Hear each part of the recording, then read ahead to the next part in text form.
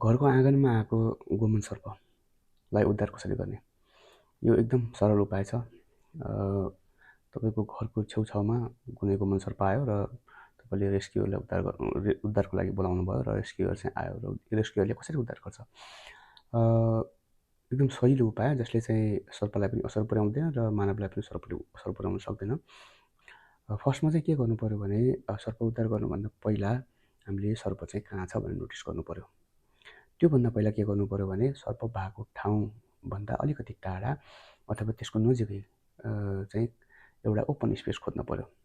अलिक चौर जस्तो खुल्ला ठाउँ जहाँ चाहिँ हामीले सर्पलाई चाहिँ थकाउन सक्छौँ अथवा गोमन सर्प आइसकेपछि उद्धार गर्नुपर्ने भयो भने सुरुमा चाहिँ गोमन सर्प कहाँ छ भन्ने थाहा पाइँदैन, झाडीमा कता घुस्छ थाहा हुँदैन। त्यसले गर्दा आफ्नो पेस पाइलाहरू चाहिँ एकदम विचार गरेर चाल्नुपर्छ, त्यसको नजिक जानुपर्छ र त्यसलाई चाहिँ नोटिस गर्नुपर्छ, देख्नुपर्छ।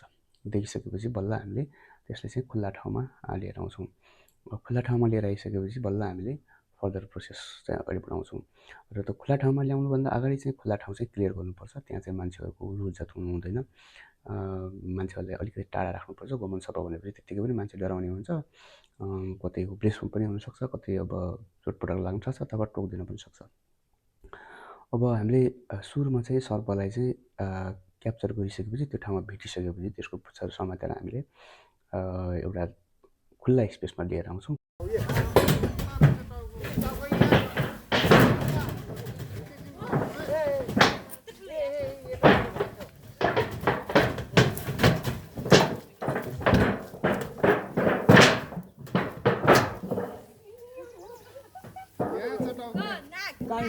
यहाँ थियो देख्नुभयो?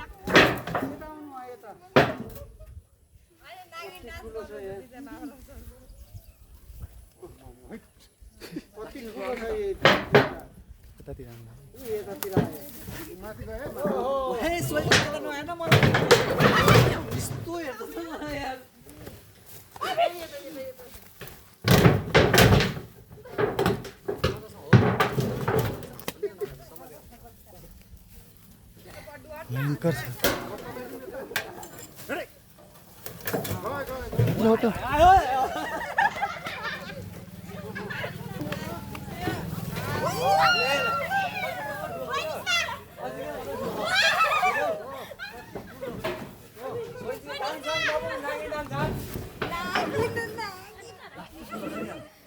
हल्ला नगर।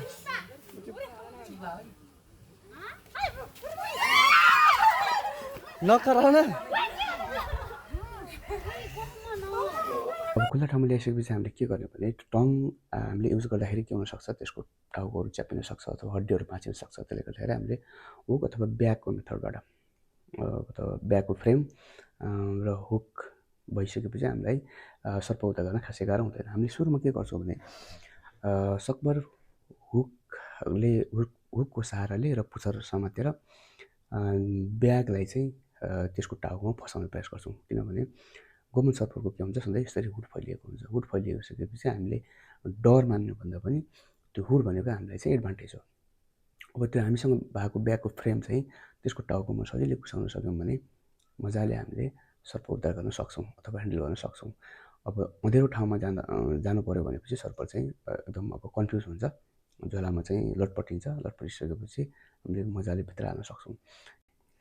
तर घरभित्र भएको बेलाको अवस्थामा चाहिँ धेरै प्रोसेसहरू अपनाउनुपर्छ। जस्तो कि अब टङको पनि युज गर्न सक्ने अवस्था आउनसक्छ र त्यो ठाउँमा भइसकेको सर्पलाई चाहिँ उद्धार गर्नलाई त्यो घरभित्रको धेरै सामानहरू निकाल्नुपर्ने हुन्छ। दाउराको चाङहरू निकाल्नुपर्ने हुन्छ, दराजहरू निकाल्नुपर्ने हुन्छ, बेडरुम निकाल्नुपर्ने हुन्छ। त्यसले गर्दाखेरि अलिकति प्रेसर चाहिँ भित्र हुन्छ, खुल्ला स्पेस चाहिन्छ र सर्प लटपटिने ठाउँहरू चाहिँ हुन दिनु। चाहिँ के हुन्छ भने हामीले कुनै गोमन सर्पको पुच्छर मजाले क्याप्चर गर्न सक्छौँ भने हामीले अन्य सर्पहरू, गोमन सर्प मात्रै होइन धेरै सर्पहरूलाई चाहिँ हामीले पाइपको माध्यमबाट चाहिँ हामीले उद्धार गर्न सक्छौँ।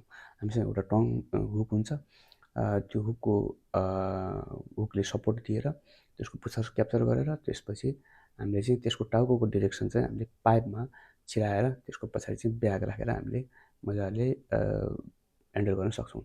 भित्र गइसकेपछि चाहिँ सर्पलाई मजाले हामीले चाहिँ ब्यागिङ गर्ने तरिकाहरू सिकेका हुन्छौँ। ब्यागिङ गर्ने तरिका चाहिँ मजाले हामीले हातले नभइकन तपाईँले हुकको आधारमा हुकको माध्यमले हुकलाई चाहिँ कुनै सर्टेन डिस्टेन्समा चाहिँ उसको शरीरको नजिक राखेर च्यापेर त्यसपछि यो डोरीले चाहिँ छेउमा चाहिँ बाँध्ने। त्यो बाँध्दाखेरि चाहिँ हामीले मजाले सर्पको टाउको अथवा शरीरको भागलाई चाहिँ हाम्रो हातसँग चाहिँ टच नहुने हुनुपर्यो। हाम्रो खुट्टासँग हातसँग कुनै भागसँग पनि टच नहुने हुनुपर्यो। किनभने अँध्यारो भए पनि भित्र बाहिर लाइट भएको हुँदाखेरि सर्पले मजाले बाहिर देख्न सक्ने हुन्छ। त्यो कहिलेकाहीँ झुम्टिन पनि सक्छ।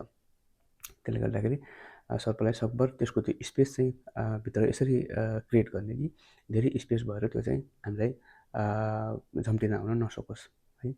त्यसरी चाहिँ हामीले यसरी रोल गरेर हामीले त्यसलाई बाँधेर ब्यागिङ गर्न सक्छौँ।